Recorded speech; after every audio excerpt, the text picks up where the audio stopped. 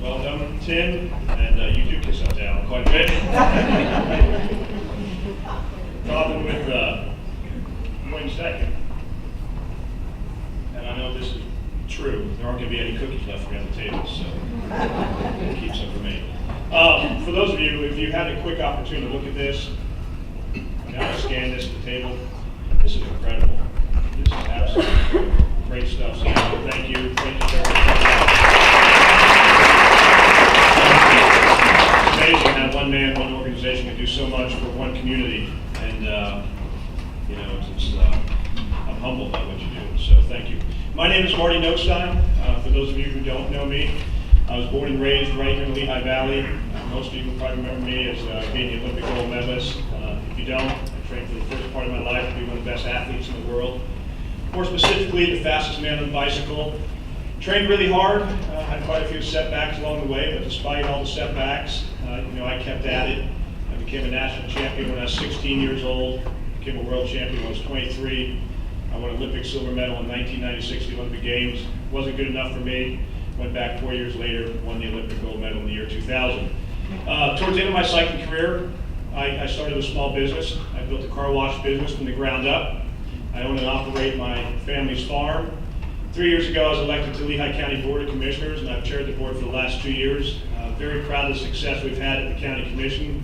We've been able to get our county-owned nursing home off the ground with a $68 million investment, something that we're very proud of. We're going to take care of our senior citizens at the highest level. Also, I chair the Farmland Preservation Board. We see a lot of our open space being built by warehouses, so I've been championing the Farmland Preservation Board and preserving as much property as we possibly can to make sure that we have farming, sustainable farming right here in our community, and something that I have near and dear care for. But I asked Alan today, I said, what are we going to talk about? He said, well, I want to hear what you're going to do as a congressman to take care of our most needy people in our community. So I wrote some things down, and I just want to share them with you. So to me, welfare is an important safety net for our poor citizens. We must ensure that families do not go without food or clothing or shelter. Ultimately, we have a moral obligation to do so.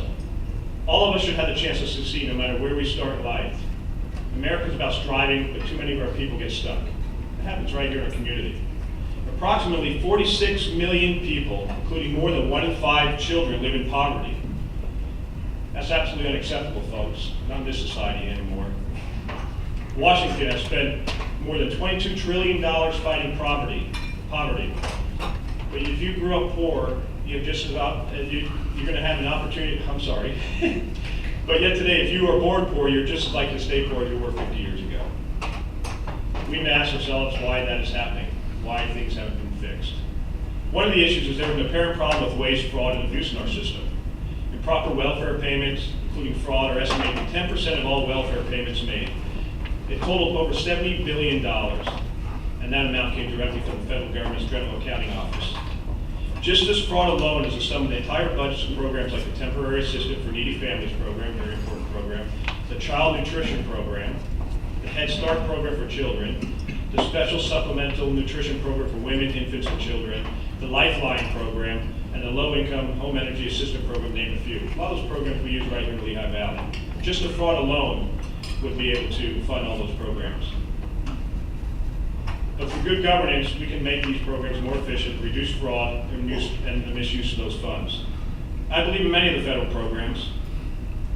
The bottom line is, I'm sorry. I might be missing a page here.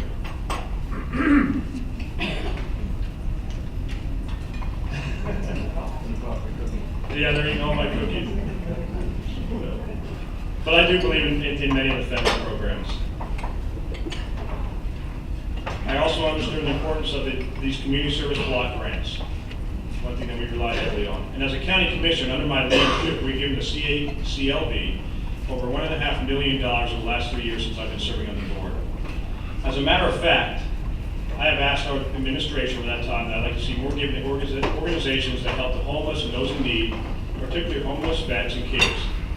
To me, that is putting taxpayer dollars to good use. I'm not in favor of giving out assistance and grants to well-funded organizations that hold parties, festivals, and anniversaries. To me, It's a waste of taxpayer dollars.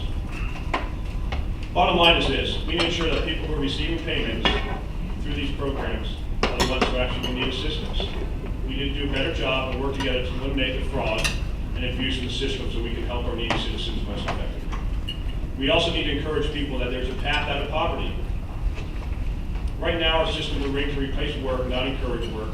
The system traps family in a cycle of poverty, oftentimes shuffling them from program to program instead of helping them break free altogether. I'll tell you this, and I promise you this: as your next congressman, I will work to design programs that lift people out of poverty by encouraging them to work.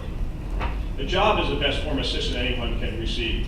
A good job is the best way to advance in America. And that's what we need to encourage our citizens to do. Everybody's fallen on hard times, but we can get them out of the hard times. Everybody needs a hand up every once in a while. But we want to make sure our systems lead people into jobs and opportunities, and not a system that you rely on welfare. I'll work to develop and fund skill-based education mentorships within our communities. I will encourage private and public partnerships to help those in need, especially our children, through after-school education programs. Opportunities for education is key. We should be investing in vocational technical training, skilled labor and apprenticeship programs. In closing, I'd just like to say this: we as a community need to ensure that families do not go without food, clothing, and shelter. We need to ensure that these programs are funded, and we need to make sure we fund programs that are designed to lift people out of poverty. As I said before, I believe in many of the programs, federal programs we have: Social Security, SSI, Medicare, Medicaid, public housing, and the various types of food assistance. I promise you this as well, just like Charlie Dent. If elected, I will not defund these programs. I believe they provide a necessary good to our community and nation. Ultimately, at the end of the day, it comes down to this as well. 3 words: hope, growth, opportunity. Hope meaning this: letting people know that there's more for you to go after if you go after it. Growth. We need to support policies that will continue the growth in our economy, that will create more jobs and produce higher wages. Opportunity.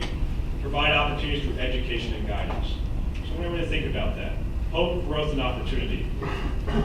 I've seen those words a lot in Allen's annual report. Those are very important things to our community. And as your next congressman, I'll fight and make sure that we have the funding that is necessary to continue the great things that Allen has done, the CACLV have done. And I want to thank everybody for coming out, for attending today's luncheon. All the sponsors, thank you for putting hard dollars to a good cause, and thank you for having me. So thank you.